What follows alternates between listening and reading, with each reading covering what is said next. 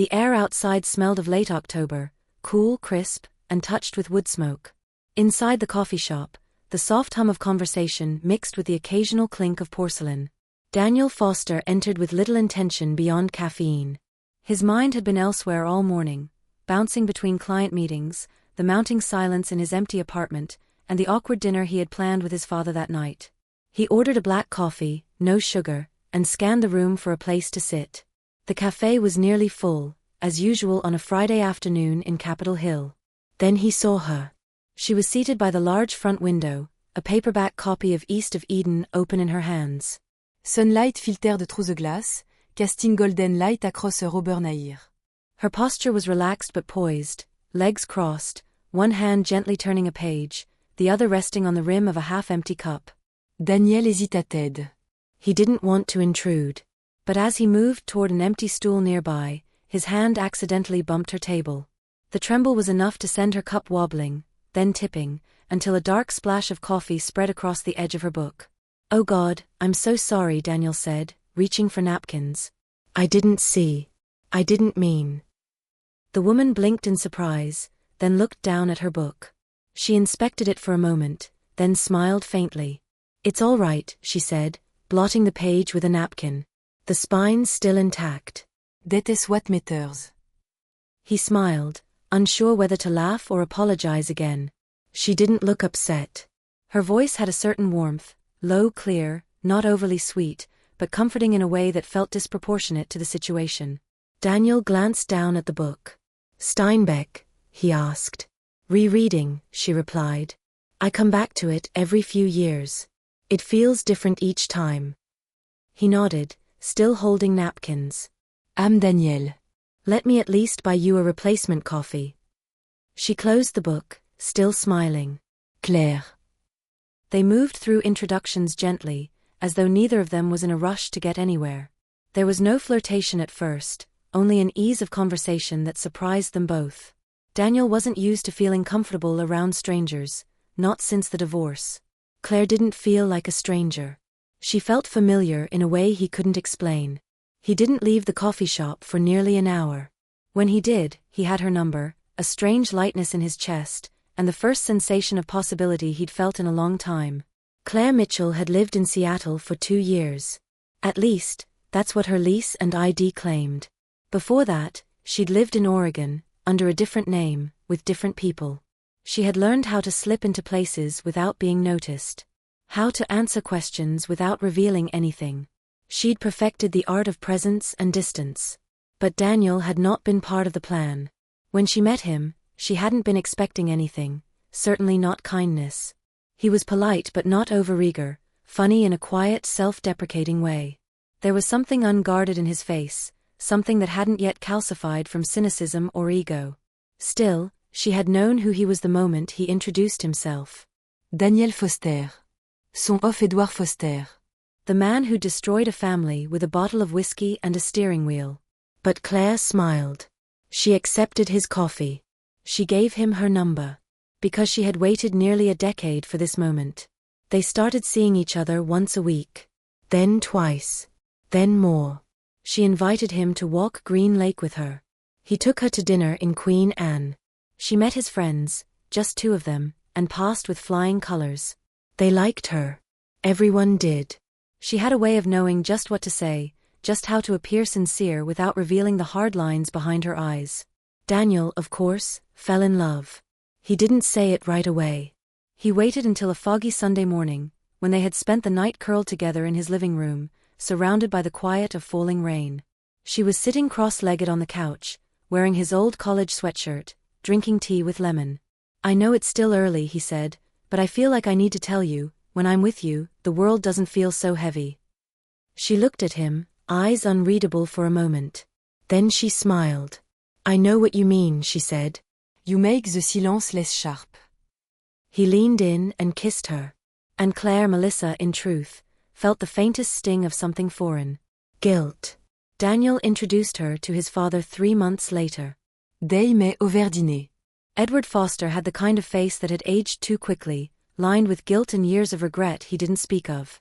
He shook Claire's hand with a pause, just a second too long, and studied her features with a subtle intensity Daniel didn't notice. Claire, icite. Edward asked. Yes, sir. Where are you from? Oregon, she said easily. Portland. Moved here 2 years ago for a job. Edward nodded slowly. Then he turned to his food. The dinner was quiet, but not cold. Still, Claire could feel his eyes on her throughout. Watching. Measuring. There was something in the way he looked at her that made her throat tighten. Afterward, Daniel walked her home. He seemed at ease. I think he likes you, he said. Claire smiled, tucked her arm through his. But her mind was elsewhere. Playing back Edouard's face. The second long pause. The narrowing of his eyes. Maybe he knew. Maybe that was okay. She had waited so long. It was only just beginning. The wedding was small, almost intentionally forgettable. Just a few friends, a justice of the peace, and a rented backyard in West Seattle with folding chairs arranged beneath string lights. Daniel's best friend Michael gave a short toast, dry and a little awkward, but heartfelt. Claire laughed at all the right moments, smiled for every photograph, and said her vows with a voice so steady and warm that no one suspected the fire it buried. Edward Foster, seated in the front row, clapped politely but without enthusiasm. He had insisted he was fine, that he didn't need to be in the hospital for the recurring stomach pain he'd been experiencing for the past 2 weeks. Daniel believed him. Claire didn't press. A month later, they all moved into the same house, a modest 2-story in the suburbs near Green Lake. It was Daniel's house, technically, inherited from his mother's side. Claire took to managing the household with natural precision. The kitchen was stocked with organic produce. The medicine cabinet was reorganized, and Claire introduced a new routine of herbal wellness: teas in the morning, vitamin blends in the evening, supplements tailored for each body. Edward didn't complain. Not about the tea, not about the new order of things. He was a quiet man to begin with. Since the accident 10 years ago, he'd said very little about anything personal. Even to Daniel, who was his only son, he spoke in fragments. Daniel never pressed. He believed in letting the past remain buried, at least, the parts that hurt too much to revisit. Claire, however, observed everything. She watched Edward closely, the way he limped slightly when he rose from a chair, how his fingers trembled when he reached for a fork, the winces he tried to hide as he climbed stairs. She offered tea each morning, blends she had researched, altered, measured to the milligram. St. John's wort. White willow bark. A trace of dried hawthorn leaf. It's for circulation, she said sweetly. Helps with blood flow. Good for the heart. Edward would nod and sip. Always polite. Always slightly suspicious. Daniel, meanwhile, was happier than he'd been in years. His job at the architecture firm was stable. His home was warm and clean. His wife was kind, attentive, always smiling when he walked through the door. He'd never expected to remarry, but Claire made it feel easy. Natural. You saved me, he told her once, while they were folding laundry in the living room. No, she replied without looking up. I just reminded you how to breathe. Still, he began to notice small things. His father's health, for one. The weight loss. The fatigue. The way Edward's clothes had begun to hang loosely off his shoulders. Daniel suggested going to the doctor more than once, but Edward always waved him off. I'm old, he'd say. This is what getting old looks like. And Daniel, guilt-prone and tired from work, let it go. But Claire didn't. One morning, while Daniel was at the office, she brought Edward his tea and sat across from him at the kitchen table. He was staring out the window, pale light catching the edge of his thinning hair. How are you feeling today? She asked gently. He didn't answer at first. Then he said, tired. Ça m'a yesterday. I could schedule an appointment for you. Just a check-up. No need. She placed the teacup in front of him and waited. He looked down at it, then at her. What's in it today? He asked, his voice level.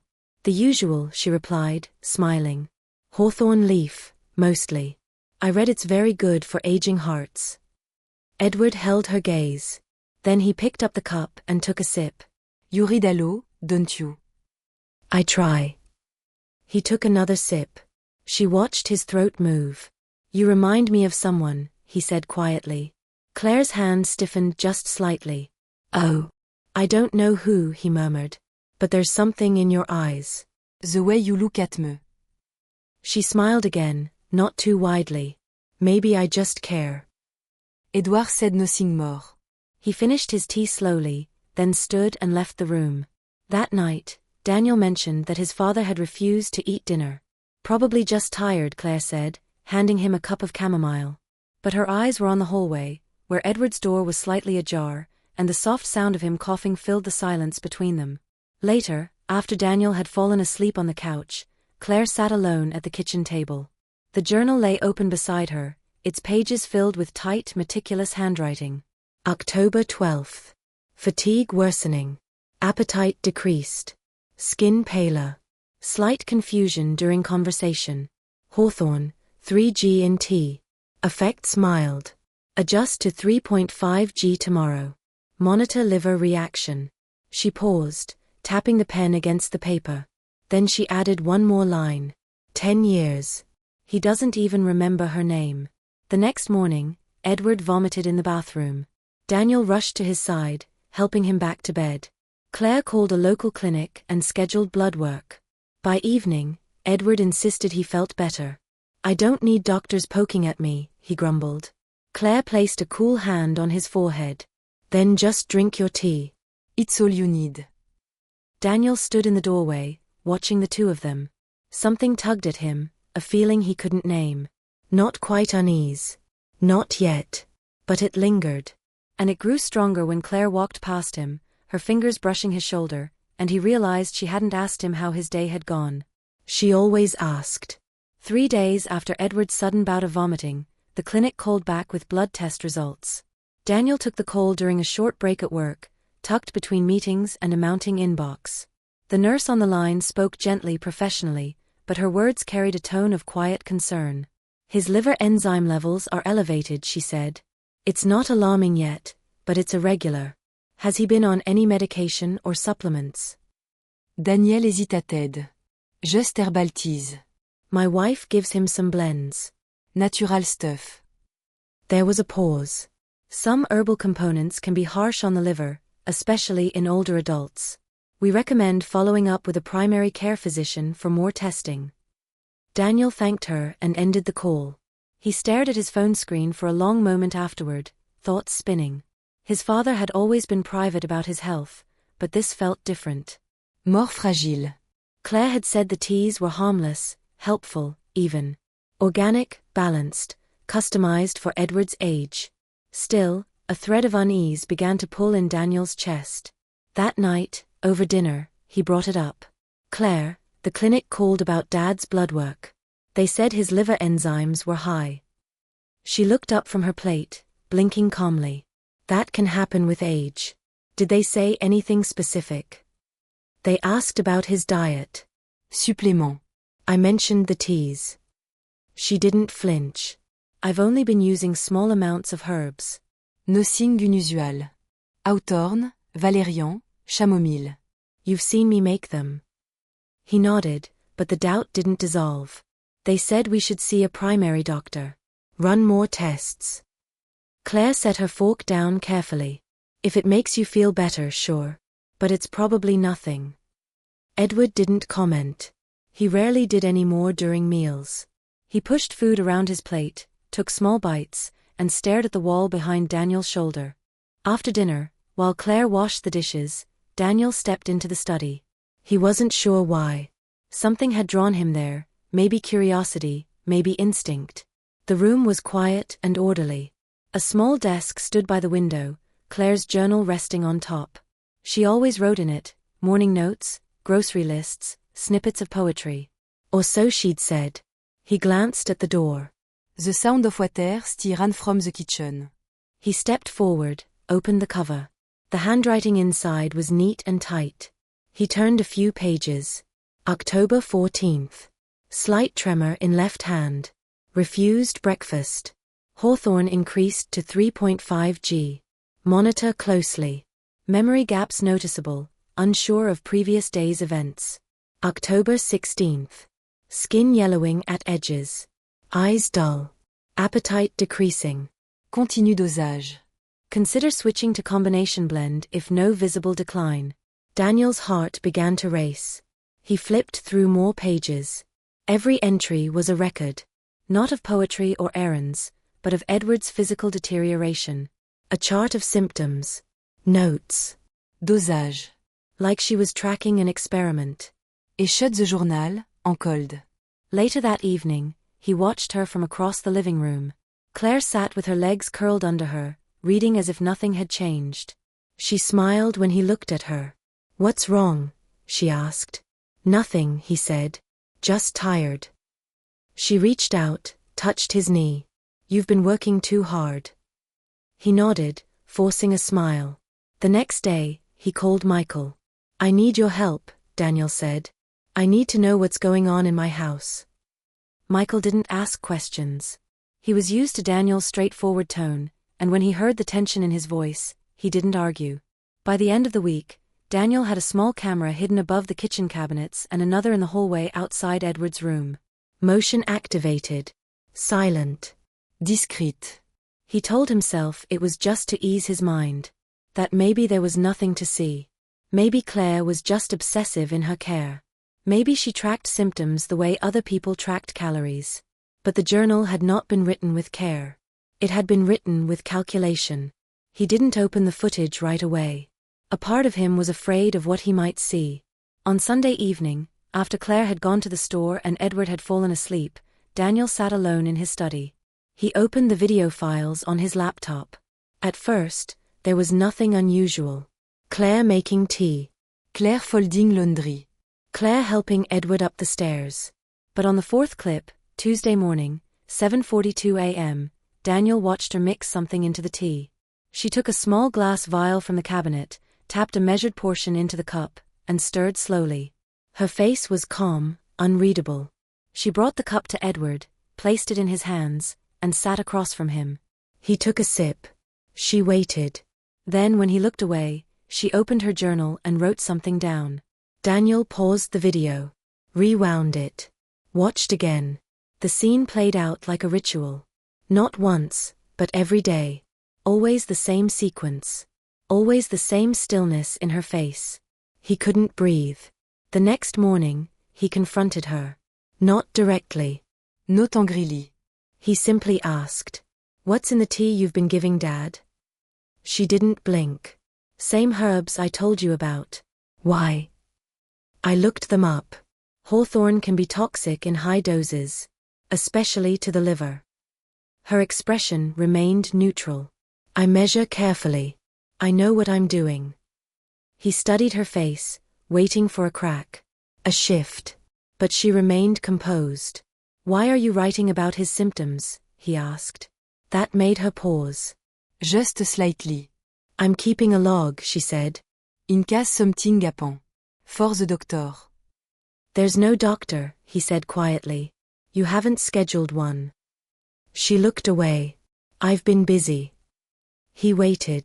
Finally, she looked back at him and said, "Do you really think I'd hurt him?" Daniel didn't answer. Because he wasn't sure what he thought anymore. That night, he didn't sleep. Neither did Claire. She sat at the kitchen table, alone, staring at the closed journal in front of her. He watched her from the hallway, silent and hidden, heart pounding. Something was unraveling. And he didn't know how to stop it. Daniel spent the next morning driving in circles. He called in sick to work, told Claire he needed some time alone, and left before she could ask questions. The weight of what he'd seen, the videos, the journal, her calm replies, sat in his chest like a cinder block. He couldn't stop hearing her voice in his head. "Do you really think I'd hurt him?" It was a fair question, but he couldn't find a fair answer. By noon, he parked in front of a library downtown, a place he hadn't visited in years. His laptop was already open on the passenger seat. He carried it inside and claimed a quiet corner near the public records terminal. His fingers hesitated over the keys, unsure what exactly he was looking for. All he knew was that Claire Mitchell didn't feel like Claire Mitchell anymore. He started with marriage records, basic background checks. She told him she moved from Portland 2 years ago. That part, at least, was true. Her rental history matched up. But when he searched her full name and birth date through an archived public database, the search came back empty. No birth certificate. No high school record. No college degree. Claire Mitchell, born in 1989, did not exist before 2020. His chest tightened. He tried another route, reverse image search.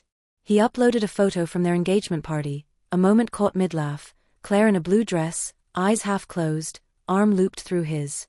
The search returned a hit. Not Claire Mitchell, but a face nearly identical. Melissa Grant. A local news article from 2012. The headline read: Mother and daughter devastated after fatal DUI crash claims family patriarch. Daniel clicked. The article showed a man, James Grant, killed by a drunk driver on Interstate 90. His wife Margaret and daughter Melissa had survived. The driver was identified as Edward Foster. His father. Daniel scrolled down, jaw clenched. Melissa was just 15 at the time. A photo showed her at a vigil, holding a candle. Her best friend Emma stood beside her, face blurred for privacy. A follow-up article in 2016 brought another blow. Teen suicide linked to DUI family tragedy. Emma Grant. Age 20. Found in her apartment, no foul play suspected. A note had been left, though it was not made public. Daniel stared at the screen. The pièces clicked together in a terrible symmetry. Claire Mitchell wasn't Claire. She was Melissa Grant. And she had spent the last 2 years building a life with him under a false name, a false story, and a plan that now felt terrifyingly real. He sat back, breath shallow. For a long time, he didn't move. When he finally stood, he left the library without speaking to anyone. He drove home in silence, gripping the wheel until his knuckles turned white. Claire wasn't there when he arrived. The house was quiet, blindfolded, Edward asleep upstairs. Daniel walked into the living room and opened her journal again. This time, he didn't stop after a few entries. He read every page. Each note was clinical. Précise. She had charted Edward's health over weeks: weight loss, liver symptoms, disorientation. There were no expressions of doubt or empathy, just raw observation and numbers. But near the back, buried between lines of data, one paragraph stood out. He doesn't remember her name. After everything. After what he took. Maybe this will make him remember. Maybe this will make him feel. Daniel closed the journal and sat down heavily. Later that night, he waited in the kitchen. Claire came home just after 10, grocery bags in hand. She stopped when she saw him sitting at the table, arms crossed, the journal in front of him. For a long time, neither of them spoke. Finally, Daniel said, "Who are you?" She didn't pretend not to understand. She set the bags down slowly, eyes fixed on the journal. You read it. I read everything. I know who you are. She exhaled. Not fear, resignation. You could have asked. I'm asking now. Claire walked to the other side of the table and sat down. Her face was calm, but her eyes held something deeper, like a wound trying to clot. My name is Melissa Grant, she said. Claire was Emma's middle name. Mitchell was her grandmother's maiden name. I took them both. Daniel's throat tightened. Why? You know why. He did. But he needed to hear her say it. My father killed yours, he said. That wasn't enough? She flinched. He didn't just kill him. He destroyed us. My mother fell apart. Emma, she was my anchor. We survived together. But even that got taken. Emma killed herself, Daniel said, his voice low. Claire nodded. She never recovered. She had nightmares. Flashback. Survivor's guilt. One night, she called me crying, said she couldn't do it anymore. The next morning, she was gone. And you decided to come after my family? No, she said. I didn't decide. I didn't sit down and make a plan like in a movie. It just grew. The anger. The loss. I saw your father's name again in an online article, years later. He never went to prison. Never faced a real consequence. That's when it started. Daniel looked away. The air between them pulsed with tension. You married me, he said. You built a life with me. Was all of it fake? Claire's voice dropped to almost a whisper. No. That's the part that wasn't supposed to happen.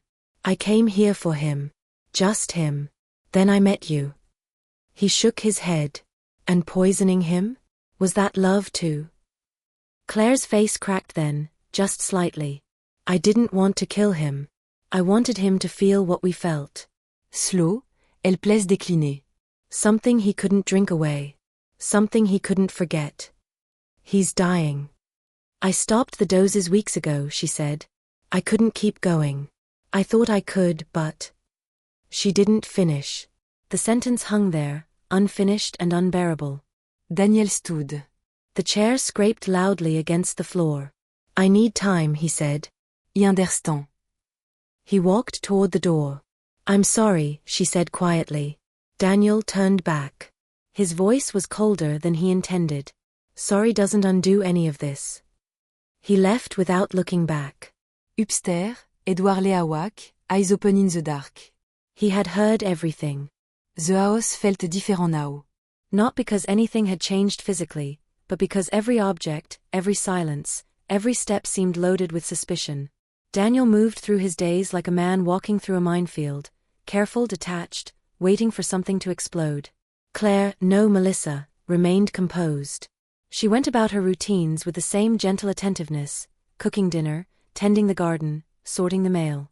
But there was a tension beneath her calmness, a stiffness in her posture, like she too was waiting for a verdict. Daniel barely spoke to her.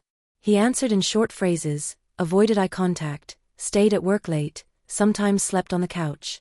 He couldn't bring himself to ask her to leave. Not yet. Something in him still needed to know the full truth, needed to see it unfold, as if understanding it might offer him the clarity to decide what came next. One night, he found himself watching the old security footage again. The kitchen camera still functioned, he'd never disabled it. He watched clips from the last few weeks, focusing on Melissa's face. The measured stillness. The precise movements. The way she stirred the tea and watched Edward drink. In one clip, she brought Edward his cup and sat with him at the table. Daniel watched her smile gently and say something he couldn't hear. Edward responded, his face unreadable. Then Melissa reached into her notebook and wrote for a few seconds while Edward sipped slowly. Daniel paused the footage and zoomed in as best he could. He couldn't see what she was writing, but the rhythm of it looked almost automatic. Like she had done it 100 times before. He clicked on the next clip, from a few days later. This time, Edward took a long time before sipping. He stared at Melissa for several seconds, then said something, again inaudible. But there was something sharp in his posture. His eyes had narrowed. Melissa's response was slower. She nodded slightly, then turned away. Daniel leaned back, heart beating faster. Was it possible Edward knew? The next morning, Daniel found his father awake early, sitting in the sunroom wrapped in a blanket. His face looked thinner than usual, but his eyes were sharp. Alert. You're up early, Daniel said. Edward looked at him for a moment, then returned his gaze to the garden. Couldn't sleep. Daniel sat across from him. The silence between them stretched. Finally, Edward spoke. How long have you known? Daniel hesitated. About a week. Edward nodded, unsurprised. She's not who she says she is. I know. Her real name is Melissa Grant. Edward didn't flinch. He looked tired, not confused. Like he had known this for longer than he should have. You recognized her? Daniel asked. I recognized something, Edward said slowly. Her face, it reminded me of someone. But it wasn't until I saw her handwriting that I remembered. Daniel frowned. Her handwriting? Edward nodded toward the table beside him. A small folded paper sat there, an old letter, yellowed with time. She sent a letter after Emma died, Edward said. Didn't sign her name. Just blamed me for everything. The writing, it's the same. Small, tight, deliberate. Like she's trying to stay in control. Daniel opened the letter. The words were bitter, vengeful, raw with grief. You took everything. You left a hole no one can fill. Every night she wakes up screaming because of what you did. One day, you'll feel what we feel. She's been planning this for years, Daniel said quietly. Edward didn't respond right away. When he did, his voice was calm, almost gentle. She came here to make me suffer. And it worked. Daniel looked at him. You don't seem angry. Edward's gaze returned to the window. Ive livet 10 years knowing he killed a man. Knowing his family would never be whole again. He never drank again, never drove again, never forgave myself. When I saw her face, I thought, maybe this is what I deserve. Daniel felt a wave of something rise in his chest, anger, pity, confusion. You let her do this. I let her stay, Edward said. Because I thought if I could absorb her rage, maybe she'd have less of it to carry. Daniel stood. She's hurting you. She stopped weeks ago. Daniel froze. What? Edward turned his eyes on him. I've been drinking the tea. I knew something was off. Then one day, it tasted different. Lighter. She had stopped. I didn't ask why. Daniel sat back down, stunned. You think she changed her mind? I think, Edward said carefully, she was never fully sure what she wanted. Later that day, Daniel called someone he hadn't spoken to in years, his college friend Sophie Lynn. She worked in Portland now, in public health, but had kept loosely in touch with many from Daniel's past. You knew Melissa Grant, right? Daniel asked her. There was a long silence on the line. Yes, Sophie finally said. Why are you asking? She's been living with me. As Claire. She married me. Oh my God. I need to know what happened to her. After Emma died. Sophie sighed. She changed. She stopped answering calls, dropped out of school for a while. Her grief turned into something else. She said she wanted justice, but what she meant was revenge. She never let it go. Did she ever talk about my dad? She said he never paid. That he walked away while her world collapsed. I tried to help her, but I think she felt like revenge was the only control she had left. Daniel hung up the phone and sat in the kitchen alone. Outside, the sky had turned a heavy gray. Rain tapped softly at the windows. That night, he didn't sleep again. He watched Melissa move through the house like a ghost, quiet, purposeful, unreachable. He wanted to hate her. He wanted to scream. But all he could do was watch. And wonder when grief stopped being about memory and became something else entirely. The letter sat on the desk for days before Daniel opened it. He found it tucked inside a drawer in his father's study, folded neatly, sealed with no name on the envelope. There was no note to explain it, no label, no indication it was meant for anyone in particular. But he recognized the handwriting. His father's blocky, slightly slanted print, the kind that always looked like it belonged on a building blueprint rather than on paper meant for words of regret. He didn't read it right away. For nearly 2 days, he left the envelope untouched. He couldn't explain why. Maybe he didn't want confirmation. Maybe he feared what it would say. But in the quiet hours after midnight, while Melissa was asleep and the house creaked softly around him, he sat down at the kitchen table and opened it. The letter wasn't long. Barely a page. Daniel. If you're reading this, it means I wasn't brave enough to say it to your face. There's no easy way to carry guilt like mine. I've tried. I've tried for 10 years. I buried it under apologies that were never accepted, donations that were returned, and nights of silence I never broke. He killed a man. I ended a life. I ended more than one, I think. I don't expect forgiveness. Not from you. Not from anyone. When she came into our lives, Claire Melissa, I recognized her. Not her face, but her anger. I saw it the moment she looked at me across the dinner table.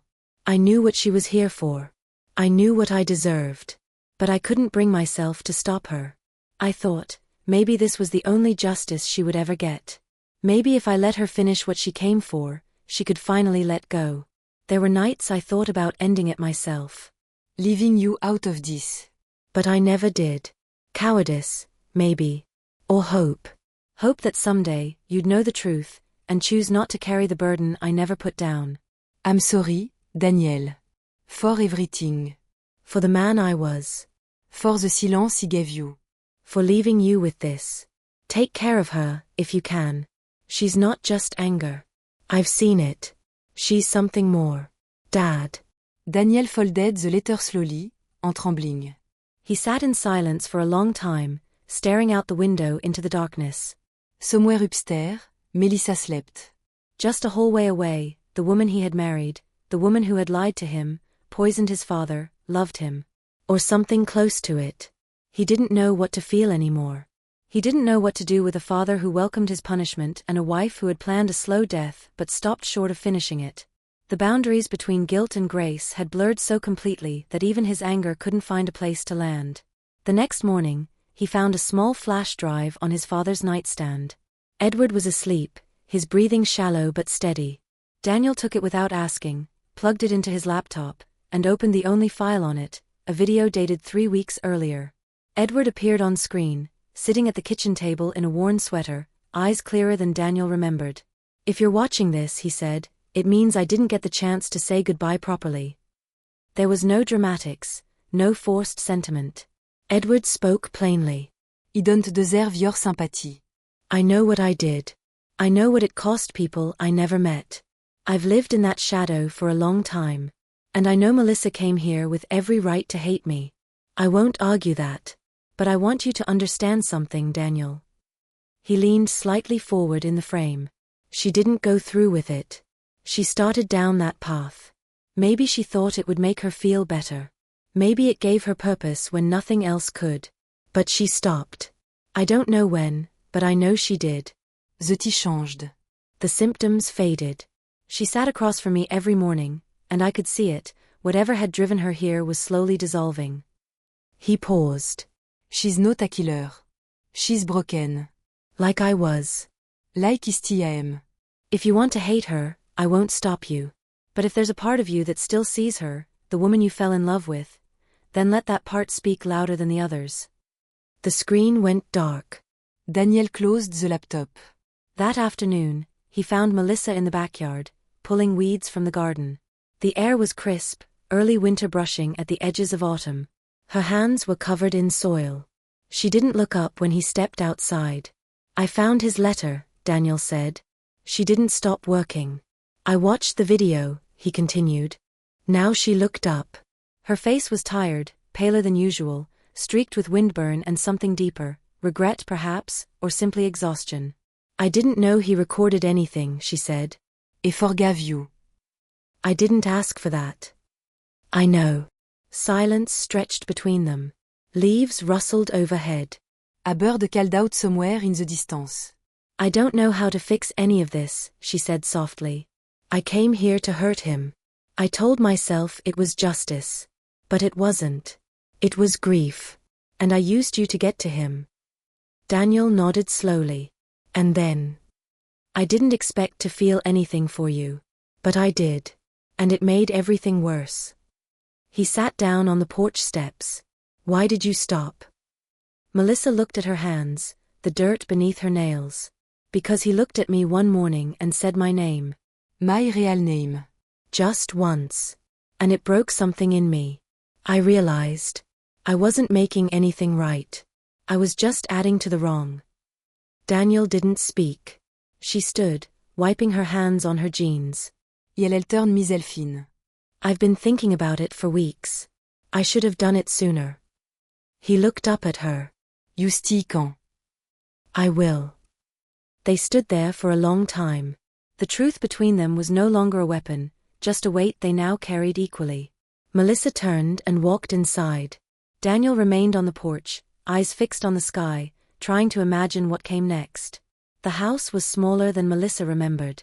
White paint peeling from the siding, hedges trimmed unevenly, the mailbox rusted at the corners. It sat quietly at the end of a cul-de-sac in a modest Portland neighborhood, unchanged since the last time she had been there, more than 9 years ago. She parked across the street and sat in the car for several minutes, staring at the front door. The wind rattled the bare trees above. Somewhere behind the house, a dog barked on scène fell silent. Melissa's palms were damp. Her throat dry. For all the letters she had written, all the imaginary conversations she had rehearsed over the years, she realized she had never truly prepared for this. She had envisioned anger. Accusation. Maybe even violence. But now that she was here, all she felt was a kind of dread she couldn't shake.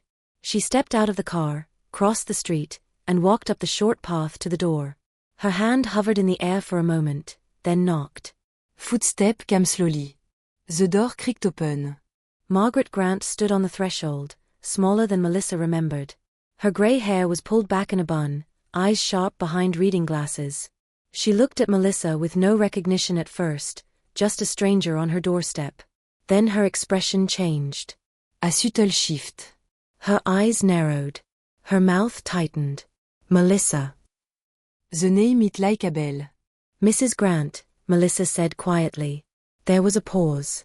The air between them turned brittle. I thought you were dead, Margaret said. No. I just disappeared. I know, she replied. You stopped coming. Stopped calling. Emma's funeral came and went, and you weren't there. Melissa en trembled. I couldn't. Margaret studied her. Then stepped aside. Come in. The house was dim inside.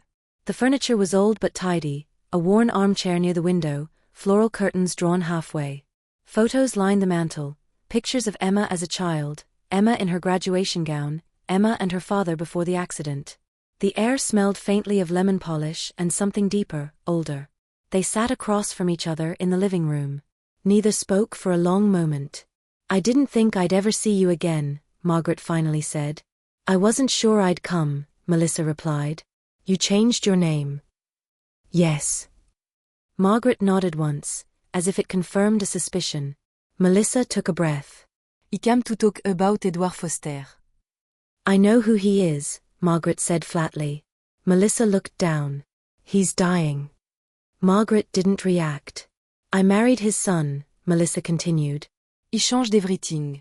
My name, my story, my life. I went into their home. I made myself part of their family. A flicker of something passed through Margaret's face. I gave him tea every day, Melissa went on. Herbal blends. Small dose. It wasn't enough to kill him, not right away. But it was enough to make him feel weak. Helpless. Silence. And then she said softly, I stopped. I couldn't go through with it. Margaret leaned back, folding her arms. You came here to confess, she said.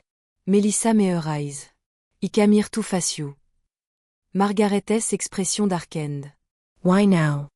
I don't know.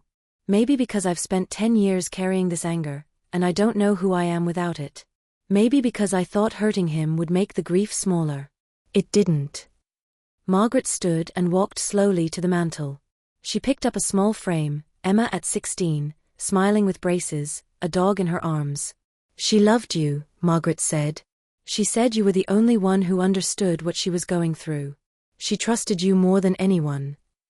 I loved her too, Melissa whispered. She wrote about you in her journal. Said she was worried you were sinking. Said she didn't know how to pull you back. Melissa closed her eyes. When I found her, Margaret continued, there was no note. But there were signs. The pills, the bottle of whiskey, the picture of her father beside the bed. And one other thing. She looked at Melissa, voice like ice. Your bracelet. The one you gave her in high school. It was in her hand. Tears welled in Melissa's eyes. I blamed myself, Margaret said. For years. For not saving her. For not saying the right words. But I see now, you were drowning too. Melissa nodded. I still am. Margaret sat back down, placing the photo beside her. So what do you want from me? She asked. Forgiveness. No, Melissa said. Not from you. I don't deserve that. I just wanted you to know the truth. That I tried to make someone suffer. And it didn't bring her back. It didn't fix anything. Margaret was silent for a long time. Then quietly she said, Do you think Emma would be proud of what you did? Melissa's voice broke. No. She didn't want revenge, Melissa. She wanted peace. She wanted healing. I didn't know how. Margaret's eyes softened, but only slightly. You were a child when it happened. But now you're not. You made choices. You crossed lines that can't be uncrossed. Melissa wiped her face with her sleeve. I'm going to the police. I'm going to tell them everything. Margaret looked at her, weary. Do what you have to do. But don't come back here again. Melissa nodded. I won't. She stood, walked to the door. As she opened it, Margaret spoke one last time. I still see Emma in my dreams sometimes. I hear her laugh. And in those dreams, she forgives everyone. Even me. But I don't think she'd forgive you. Melissa paused in the doorway. I don't forgive me either, she said. Then she stepped outside, into the grey afternoon light, and closed the door behind her. The police station was quieter than Melissa had expected. No shooting. No ringing phone. Just the low murmur of conversation behind glass and the soft clack of keyboards from the front desk. The fluorescent lights cast everything in a flat, sterile glow, stripping the space of warmth or judgment. Melissa stood in the center of the lobby for a moment, her hands clenched inside the pockets of her coat. She felt oddly calm, as if all her nerves had burned out weeks ago. There was no turning back now. No room left for doubt or retreat. What she had done, what she had nearly done, was hers to own. The officer at the front desk looked up. Can I help you? Yes, Melissa said. I need to report a crime. He raised an eyebrow. Are you the victim? No. He tilted his head. What kind of crime? She took a deep breath. Attempted poisoning. He stared at her for a second, then reached for a clipboard. Start from the beginning. 2 hours later, she was in an interview room. A female detective named Brooks sat across from her, patient but firm. Melissa told the truth, every detail. She didn't cry. She didn't apologize. She just spoke. About the accident, about Emma, about the years of grief, and the years of planning that followed. About meeting Daniel. About falling in love by mistake. About the tea, the journal, and the decision to stop before it went too far. Detective Brooks listened without interruption, jotting notes occasionally. When Melissa finished, the detective closed her notebook. You understand the severity of this? Yes. And you understand that voluntarily stopping the act doesn't erase the intent behind it? I do. You were living under a false name. Yes. You married your victim's son. Melissa hésitated. I didn't think of him that way. But that's what he is. Indirect or not? Melissa nodded. Brooks leaned back in her chair. You could have walked away. I tried, Melissa said. It just cooked up with me. The detective didn't respond. She stood, gestured toward the door. We'll take your statement. There will be an official investigation. You'll be charged, but your cooperation today will be noted. For now, you're free to go. But don't leave the state. I won't. When Melissa walked out of the station, the sky had darkened. The sun was gone, and the air had turned sharp with wind. She stood on the sidewalk for a moment, unsure where to go. She didn't want to return to Daniel's house. Not yet. She called a cab and gave them the address of a cheap motel on the edge of the city. That night, she didn't sleep. She stared at the ceiling, watching the play of shadows from the streetlights outside. Her body ached with a quiet exhaustion. Her mind kept looping through face, Emma, Margaret, Edouard, Daniel. The people she had hurt. The people she had failed. The people she had tried to avenge and lost anyway. The next morning, she received a message. From Daniel. 3 words. We need to talk. Day me in a park. Neutral ground. Daniel stood beneath a bare maple tree, hands in his coat pockets, eyes shadowed by fatigue. Melissa approached slowly. He looked at her, and for a long moment, neither of them spoke. I heard, he said finally. I turned myself in yesterday. I know. He looked older than he had just weeks ago. Not physically, but in the way his face held weight now. Responsibility. Confusion. Pain. I don't know what to say to you, he admitted. I don't expect you to say anything. I watched my father wither for months, he said. And I thought it was just age. Just time catching up. But it was you. She looked down. I know. And then he tells me he forgives you. Tells me you stopped. That you were more than just your revenge. And now we don't know what to believe anymore. Believe him, she said quietly. He saw me. Even when I didn't. Daniel's jaw tightened. You ruined us. I know. He looked away, his voice low. Do you love me? Yes. I don't know if I can forgive you. I don't expect that either. He took a slow breath. They'll charge you. I'm ready. He turned back toward her. His voice was firmer now. If I testify, if I tell them what I know about the video, about you stopping, about how you helped care for him, it could lessen the sentence. She blinked. Why would you do that? Because I believe people can be more than their worst choices. Melissa's throat tightened. She didn't know what to say. But, he added, don't confuse that with love. I don't know if I can love you again. I don't know who you are now. I'm still finding out, she whispered. He nodded slowly. Maybe one day we'll know. Until then, this is goodbye. She nodded, tears finally breaking loose, but she didn't sob. She just let them fall. Daniel turned and walked away. Melissa stood beneath the tree until he disappeared from sight. 2 weeks later, the official charges came. Attempted poisoning. Identity fraud. Deception with malicious intent. But her cooperation, her full confession, and the supporting testimony from both Daniel and Edward changed the trajectory. The court sentenced her to 3 years of supervised probation, mental health treatment, and community service. No prison time. Some called it mercy. Others called it weakness. She called it consequence.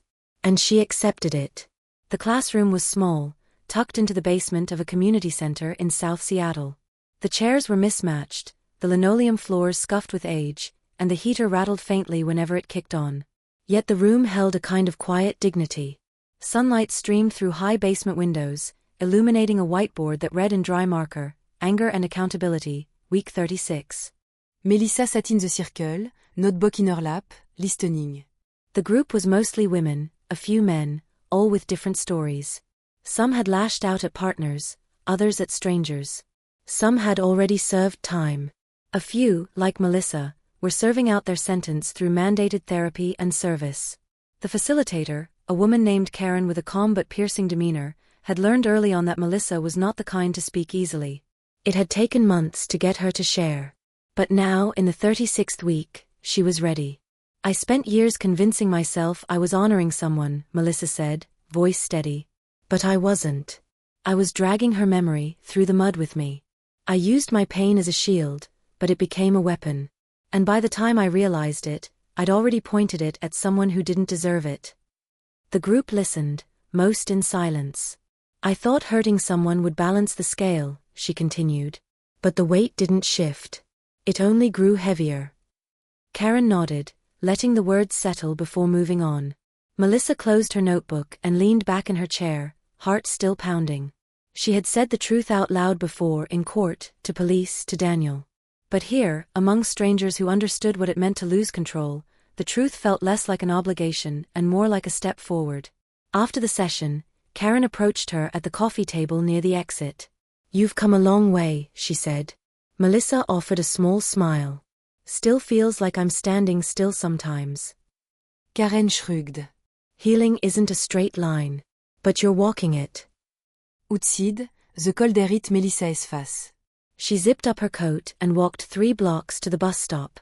Her life now was modest. She lived in a rented room in a shared house, worked part-time at a local library restocking shelves, and volunteered at a food pantry twice a week. It wasn't glamorous. It wasn't dramatic. But it was honest. And for the first time in years, that was enough. Meanwhile, across town, Daniel sat in a boardroom surrounded by architects, city planners, and community organizers. They were reviewing the final design plans for a new youth center, part memorial, part outreach facility, aimed at supporting children and young adults who had lost family members to DUI-related incidents. On the wall behind him hung a temporary sign that read, "The Emma Grant Foundation, building tomorrow from what was lost." The foundation had started small, just a scholarship fund and a website. But the attention the case had drawn, along with public donations and media coverage, had built momentum. Daniel had used his professional network to gather support. Edward had donated a significant portion of his savings before passing away quietly 5 months earlier. The center would be the first physical space funded by the foundation. A place where stories like Emma's could be shared, where grief could be acknowledged, and where recovery didn't require silence. After the meeting, Daniel stayed behind. He walked through the shell of the building still under construction, open beams, exposed insulation, dust and daylight pooling across concrete floors. He imagined the finished space, bright, safe, filled with laughter, workshops, group sessions, quiet corners for kids to read or cry or just be. He stopped in what would become the central lounge. On the blueprint, it was marked Reflection Room. It would have a wall of photos. A tree etched into glass, leaves etched with names. Emma's would be the first. Daniel stood there for a long time, hands in his pockets, heart full and hollow all at once. He missed his father. He didn't speak to Melissa. Not since the day in the park. But she'd signed the waiver allowing her name to be used in the foundation story. Her journal, redacted for privacy, had been part of a university lecture on restorative justice last month. Neither of them had run from what happened. And in that, Daniel found a strange sort of peace. Later that week, Melissa received a letter in the mail. There was no return address, but she recognized the handwriting. Inside, a single line. The center opens in April. I think she would have liked it. Below it, a printed flyer. She held it for a long moment, then pinned it to her bedroom wall. She didn't reply. Not yet. On Saturday, she walked into the food pantry just before noon. It was her shift. She put on gloves, tied her apron, and moved to the fresh produce section. A teenage boy, maybe 13, approached the table. He looked nervous. Do I have to take kale? He asked. Melissa smiled. Absolutely not. He grinned and moved on. In that moment it struck her, not as a grand realization, but as a quiet truth. She couldn't undo what had happened. She couldn't rewrite the past. But she could be here, in this place, in this moment, doing something that added to the world instead of subtracting from it. And that was something. The day of the center's opening was clear and cold. April sunlight filtert de trop soft grey clouds, casting à jante le glow over the neighborhood. Balloons marked the entrance in soft blues and greens. A local choir warmed up near the steps. Volunteers in white shirts handed out brochures and helped guests find their way through the wide glass doors. Daniel stood inside the lobby, wearing a navy suit and no tie. His hair was longer than before, just beginning to gray at the temples. He had been greeting donors and press since early morning, shaking hands, smiling for photographs, fielding questions about architecture and impact. But now, as the official ceremony neared, he slipped into the back hallway for a moment of quiet. He stood before the wall of names in the reflection room, now complete. The etched glass tree shimmered faintly in the filtered light. Names adorned each leaf. At the center of the trunk, engraved in delicate script, was a single line. In memory of Emma Grant. For those we've lost. For those we carry forward. Daniel stared at the words, breathing deeply. The building was finished. The work was only beginning. Outside, Melissa approached the building on foot.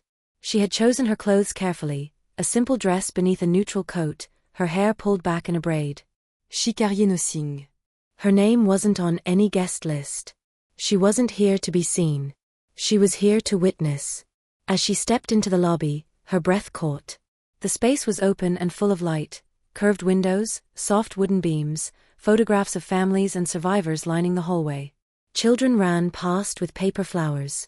Volunteers directed people to the ceremony stage at the far end. She stood near the entrance, unsure whether to move further in. Then she saw him. Daniel emerged from the side hallway, straightening his jacket, scanning the room. Their eyes met. For a long time, neither moved. Neither smiled. Then, after what felt like a breath held too long, Daniel walked toward her. Slowly. Measured. She took a step forward to meet him halfway. I didn't think you'd come, he said. I wasn't sure either. They stood in silence, people moving around them, a world in motion while theirs paused. The place is beautiful, she said. Thank you. I read about it. The programs, the mentorship initiative, the outreach to families. It was never just about Emma, he said. It was about making something last. Something good. I'm glad. He nodded. How are you? She hesitated. Still learning how to be someone different. Still making mistakes. But I'm not running anymore. That's something. She looked past him, toward the reflection room. May I? He stepped aside. Of course. Melissa walked slowly down the hallway. The sound of her footsteps was soft against the polished floor. She entered the room, eyes moving over the names, the tree, the message carved into the glass. When she found Emma's name, her breath hitched. Her fingers brushed the smooth etching. I used to think I had to carry her pain, she said quietly. That if I didn't, I'd be betraying her. Daniel stepped up beside her. You're not betraying her by living. She turned to him. Do you believe that? I want to. She looked down. I still think about that day in the coffee shop. The first time we met. He smiled faintly. You spilled my coffee. You bumped my table. I blamed myself for a long time, he said. For not seeing it. For letting you in. I blamed myself too, she whispered. For what I became. Another long silence. Then Daniel said, Do you regret meeting me? She didn't answer right away. Her eyes remained on the glass. No, she said finally. Because he loved you. Even when I was lying. Even when I was lost. Daniel looked at her, his voice barely audible. He loved you too. The weight of the words lingered between them. Not as a promise, but as a fact, past tense maybe but real. I'm not asking for anything, she said. Not a second chance. Not your forgiveness. I just wanted to see the place. To see what Emma's name helped build. You helped build it too, he said. She shook her head. You only broke things. No, he said. You broke something. Then you stayed. You didn't run. That matters. Outside, applause echoed as the opening ceremony began. The choir started to sing. Laughter and cheers followed. The building was alive with sound. Melissa turned toward the door. He should go. Daniel nodded. Thank you for coming. She stepped into the hallway, then paused. If someday, she said, you ever want to have coffee again, as strangers maybe, I'll be around. He gave a small nod. I'll think about it. She smiled. A real one this time. Then walked away. Daniel stood in the hallway, watching until she disappeared into the crowd. Later that afternoon, as the event wound down, he returned to the reflection room. The light had shifted, casting soft shadows across the floor. He stood again before Emma's name, hand in his pocket, silent. Behind him, the center hummed with life. A beginning born of ending. And outside, in the fading light of early evening, Melissa turned a corner, stepped onto the sidewalk, and disappeared into the city. Not à Claire. Not as a woman defined by grief or revenge, but as someone still becoming.